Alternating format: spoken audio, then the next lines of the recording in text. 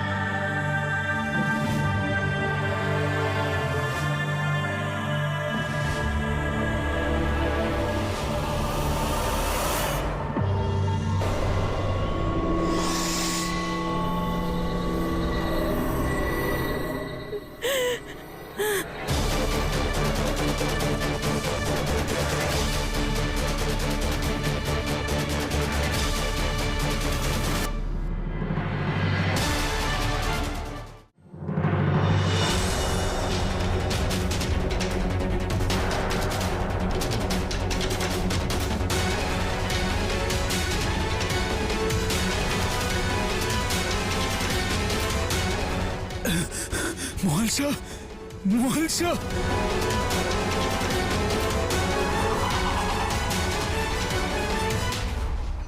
দাদা, দাদা, দাদা, দাদা,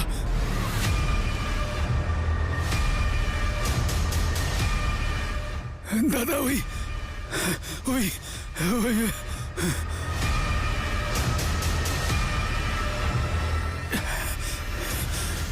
কি হয়েছে মনি?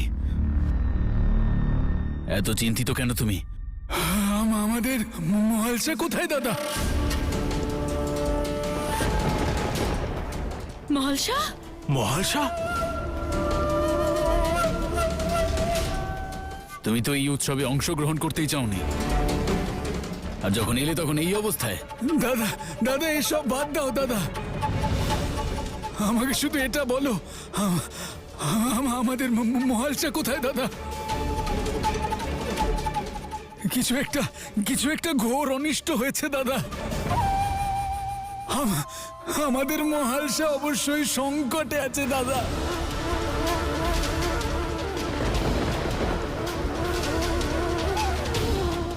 ও অবশ্যই কোনো সংকটে।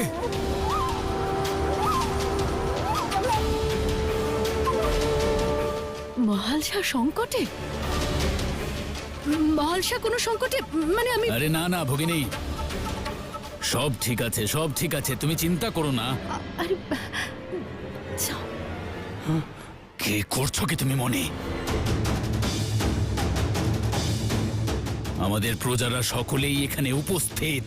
আমরা রাজা এই প্রজাদের। যাই হয়ে যাক না কেন, একজন প্রজার সম্মুখে রাজা কখনো দুর্বল হতে পারে না। তাই একটু ধৈর্য ধরো তুমি। সকলের সম্মুখে সব কি বলে চলেছ? কিছুই তো শুনতে পাচ্ছি না, একটু জিজ্ঞেস করো না। যাও না। দূর থেকে তো ঠিক করে দেখতেও পাচ্ছি না কোথায় আছে মহালসা, আর কোন সংকটের কথা বলছেন উনি? দাদা, মাতার মূর্তির মস্তক থেকে রক্ত বেরোচ্ছে দাদা। ওনার মস্তক থেকে রক্ত বেরোচ্ছে। এটা ঘোর অনিষ্টের সংকেত দাদা। কিছু একটা অনিষ্ট ঘটেছে। আমাদের মহালসার প্রাণ সংকটে দাদা।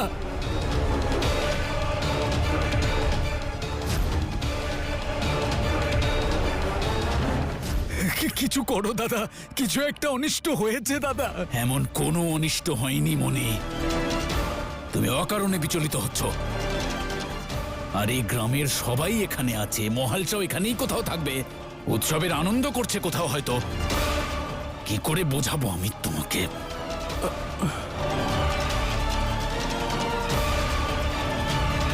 মনি, তুমি একটা কাজ করো, তুমি এখন যাও আর একটু বিশ্রাম করো। হ্যাঁ, যাও। আমি চলে যাব দাদা, শুধু একবার মহালসাকে দেখতে দাও আমাকে।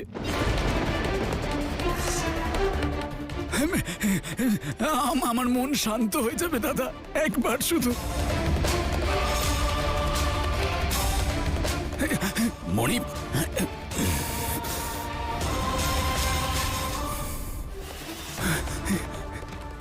ভগিনী, ভগিনী, আপনি মহালসাকে ডাকুন না, আমি ওর সঙ্গে দেখা করতে চাই একবার। মহালসা তো ঘরেই আছে। হ্যাঁ, ডাকুন না। আপনি চিন্তা করবেন না, আমি এক্ষুনি ডেকে আনছি। হ্যাঁ, যাও, তাড়াতাড়ি যাও।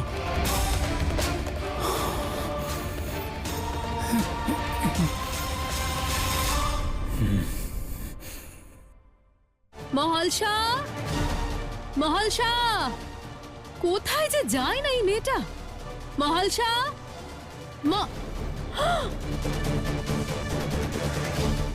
এ কি?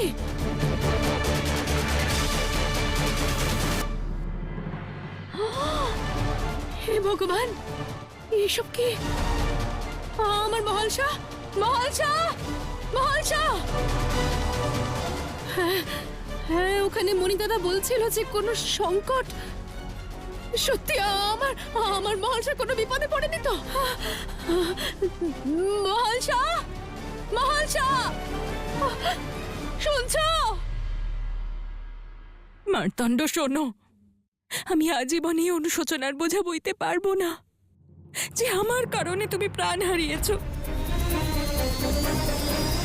তাকাও আমার দিকে, তোমার কিচ্ছু হবে না মার্তণ্ড। আমরা কোনো উপায় ঠিক খুঁজে পাবো, আমরা সবার সঙ্গে লড়বো, তোমার কিচ্ছু হবে না, চিন্তা করো না। গৃহে যাও মহালসা, গৃহে যাও।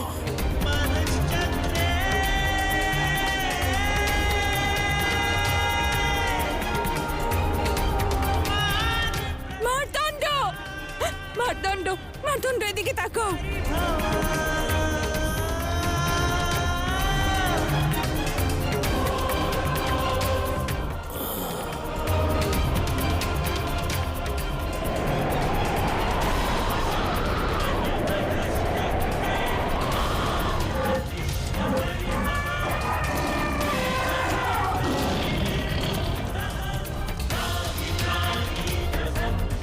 গৃহে যাও মহালসা, যাও। মার্তণ্ড, মার্তণ্ড, মার্তণ্ড, শোনো, মার্তণ্ড, আশা হারিও না। আমার উপর বিশ্বাস রাখো, আমার উপর বিশ্বাস রাখো মার্তণ্ড। চলো, চলো, ওঠো মার্তণ্ড, ওঠো। যাও না। মার্তণ্ড, আমার কথা শোনো। শোনো, কি হলো? মহালসা কোথায়? মহালসা বাড়িতে নেই।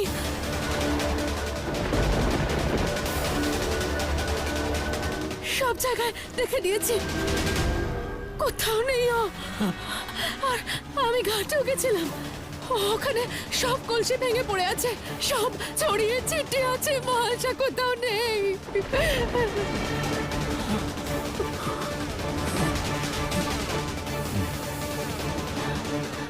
দাদা, কিছু একটা করুন না, দেখো না কি মহালসা কোথায় গেল। দাদা, দেখলে দাদা, আমি বলেছিলাম না তোমায়, আমি যেটা দেখেছিলাম ওটা ভ্রম ছিল না দাদা, ওটা সত্যি ছিল, সংকেত ছিল। আমাদের মহালসার প্রাণ সংকটে দাদা।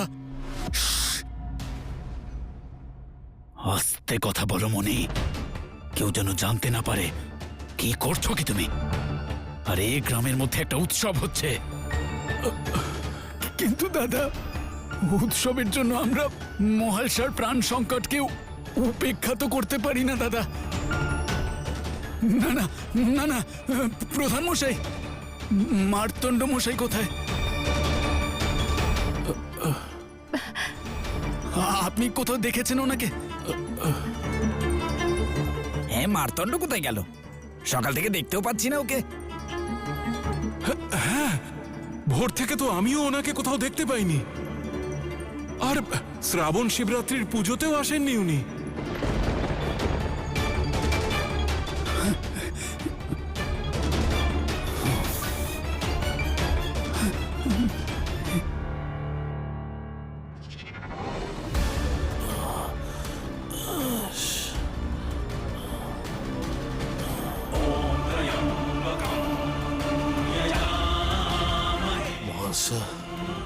গৃহে যাও মহালসা। চুপ করো। এমনিও বকবক করো, কষ্টের মধ্যেও বকবক করছো। চুপ করো না কেন তুমি? ভাবতে দাও আমাকে মারতণ্ড, ভাবতে দাও।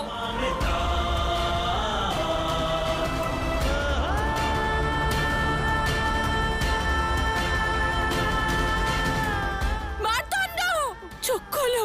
মারতণ্ড, চোখ খোলো। মারতণ্ড, চোখ খোলো। আমার দিকে তাকাও। মারতণ্ড, চোখ খোলো।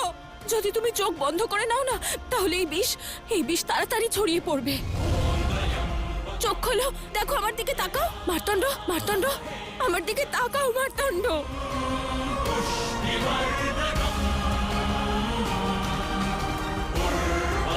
মারতণ্ড, মারতণ্ড।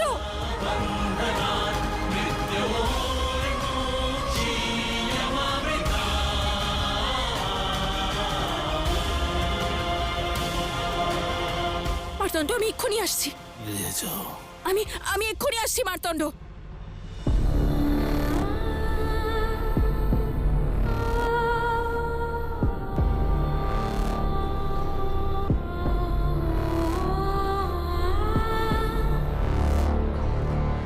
মহালসা, আরে প্রধান, তুমিও মনির মতো বিচলিত হয়ে পড়লে? আরে তুমি তো জানো যে আমাদের মনি অত্যন্ত নিরীহ, আমাদের ভ্রাতুষ্পুত্রকে নিয়ে অত্যন্ত আবেগপ্রবণ, কখনো কখনো মহালসাকে নিয়ে অকারণেই চিন্তিত হয়ে পড়ে। কিন্তু তোমার তো জ্ঞান আছে বাস্তবিকতার, তুমি কেন এত উতলা হয়ে পড়ছো? সবাই অকারণে দুশ্চিন্তা করছো তোমরা। আর এই মহালসা হয়তো এখানেই কোথাও আছে, গ্রামের মধ্যে। না হলে হ্যাঁ, নিজের বান্ধবীর বাড়িতে গেছে হয়তো। দাদা, ঘাটে সবকিছু ছড়িয়ে ছিটিয়ে পড়ে আছে, জিনিসপত্র ভেঙে চুরে পড়ে আছে, আর মারতণ্ডকেও খুঁজে পাওয়া যাচ্ছে না দাদা। ওদের দুজনের সঙ্গেই কোনো অনিষ্ট হয়ে গেল না তো?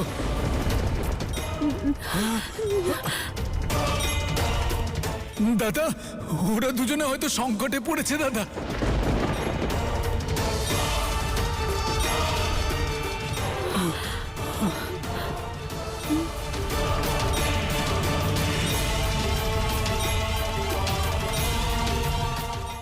সৈনিকেরা, বলুন মহারাজ।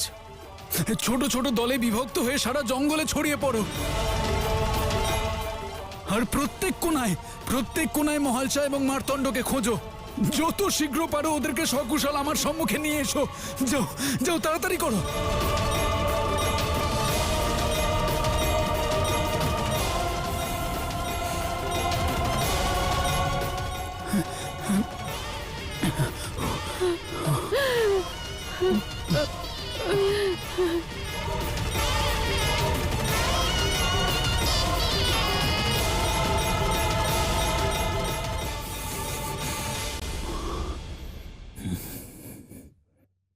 বনে কোনো না কোনো ঔষধি তো নিশ্চয়ই পাবো। খুঁজে দেখি, কিছু না কিছু নিশ্চয়ই পাবো।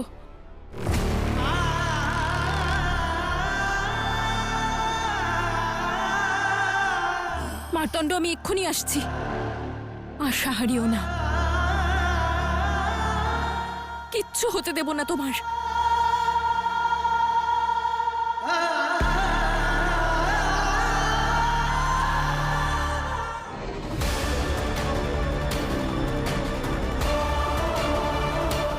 কোনো ঔষধি, কোনো জড়িপুটি তো নিশ্চয়ই পাবো, যার দ্বারা ওর প্রাণ বাঁচাতে পারবো।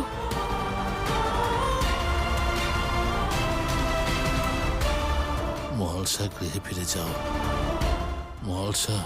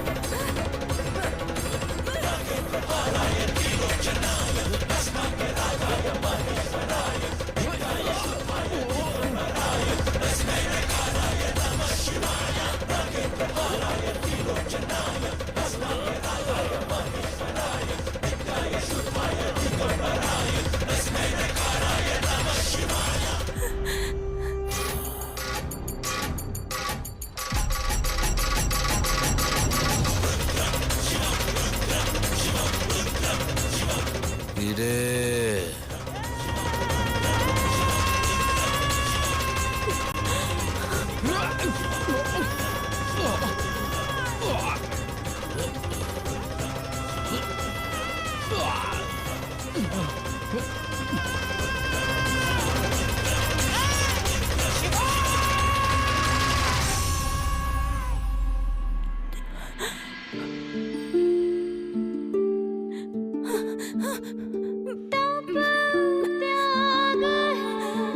वो जल है वो आग है आनंद है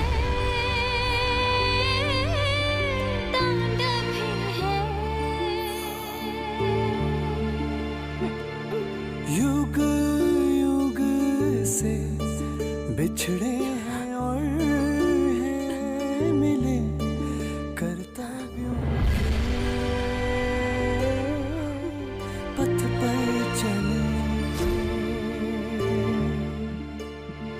सारी सृष्टि सार है जग का धरती अंबर बना है जो हर दिशा शिव और शक्ति है साथ में जो सदा ये प्रेम ज्योति जलाए मन में सर्वदा जटाओं में गंगाधारा शिव ने अपनी उतारा है जहाँ जहाँ शिवा शिवानी है वहाँ स्वयं पूर्ण है ऐसा प्रेम दूर है जो टूट जाए है ये एक दूजे से है ये एक दूजे में कुछ ना एक दूजे के है बिना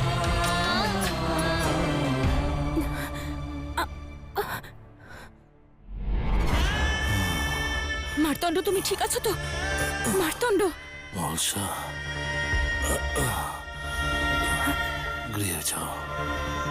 গৃহে যাও মলসা। মার্তণ্ড আমার জন্য চিন্তা করো না, তুমি গৃহে যাও। আমি আর সংঘর্ষ করতে পারছি না। বারবার আমার জন্য তুমি সংকটাপন্ন হয়ে যাও। এই বোঝা নিয়ে আমি কিভাবে মরতে পারি মহলসা?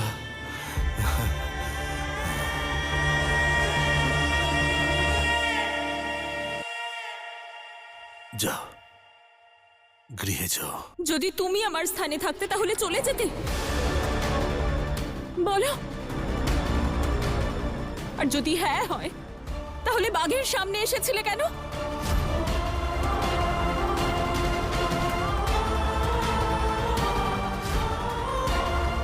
কেন ওই ছুঁচলো চক্র থেকে আমাকে বাঁচিয়ে নিজে আঘাত পেলে?